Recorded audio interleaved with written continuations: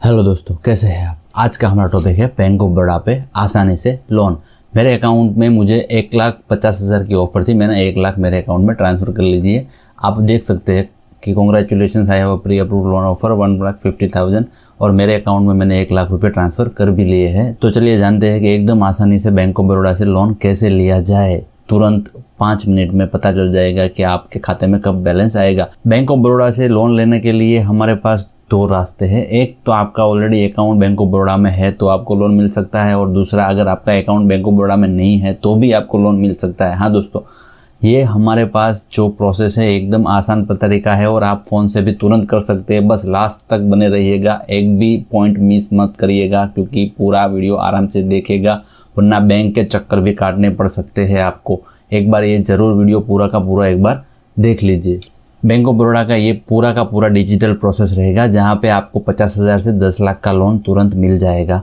हाँ दोस्तों, 50,000 से 10 लाख का लोन तुरंत मिल जाएगा और एकदम आसानी से फटाफट आपके अकाउंट में आ जाएगा। बस यही एक ध्यान रखना है कि आप एक बार वीडियो आराम से देख लीजिए।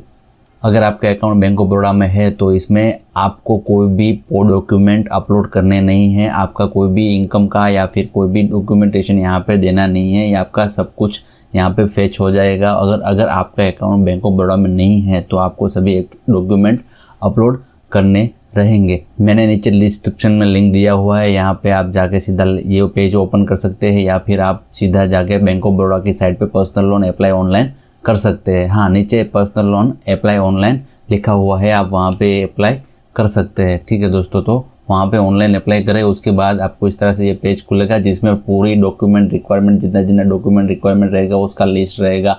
उसमें आपका A to Z जो कि वैलिड आधार कार्ड, पैन कार्ड, वो सब, ITR रिटर्न, ये सब रहेगा। इसमें 2 तरह के लोन हैं। अगर आपका बैंक ऑफ बड़ौदा में अकाउंट है तो ये रहेगा, और अगर आपका अकाउंट बैंक ऑफ बड़ौदा में नहीं है तो ये वाला रहेगा, डिजिटल प्रोसेस लोन फीचर्स।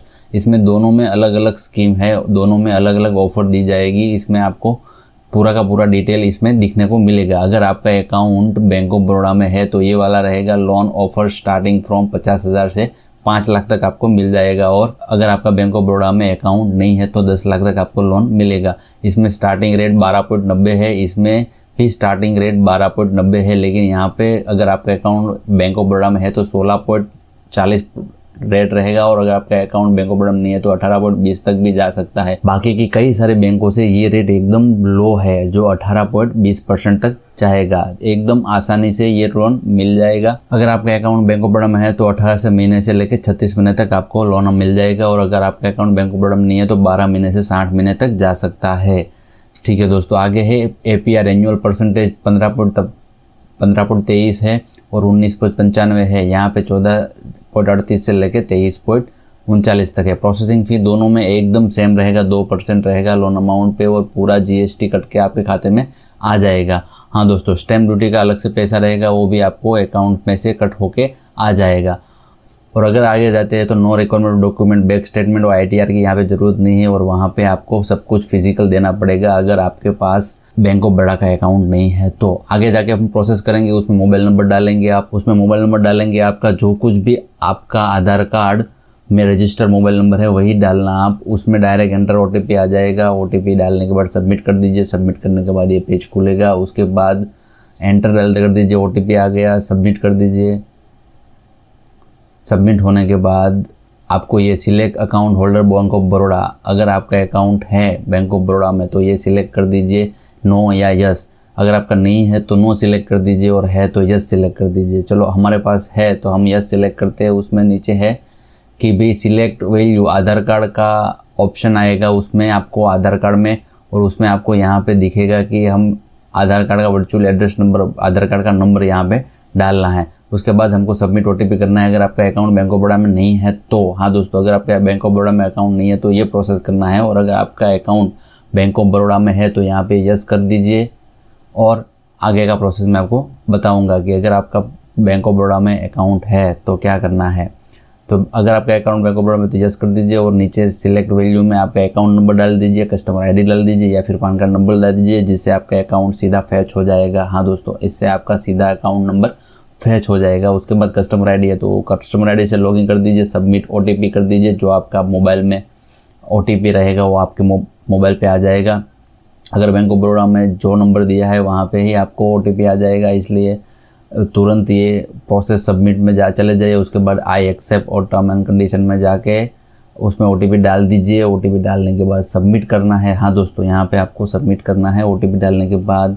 उसके बाद आपको अगर ऑफ़र रहेगी तो आपको मिल जाएगी, ऑफ़र दिखेगी, congratulation you have pre approved loan offer rupees 1,50,000। मेरे अकाउंट में 1.5 लाख की ऑफ़र थी, जिसमें मैं ये अमाउंट एडजस्ट भी कर सकता हूँ। 50,000 से लेकर 1.5 लाख तक कोई भी अकाउंट में एडजस्ट कर सकता हूँ। उसमें 18 महीने का भी मुझे टेन्योर मिल रहा है 1.5 लाख में। अगर मैं लोन अमाउंट कम भी करता हूँ यहाँ से कम भी करता हूँ तो 50,000 75,000 या फिर जो भी करता हूँ, मैं यहाँ पे लाख रुपए सिलेक्ट कर लेता हूँ। और लाख रुपए सिलेक्ट करने के बाद मैं अपना टेन्योर रखता हूँ। यहाँ पे आपको सीधा ऑफर ही दिखेगी, उसमें मैं 1 लाख रुपए रखता हूँ और टेन्योर 36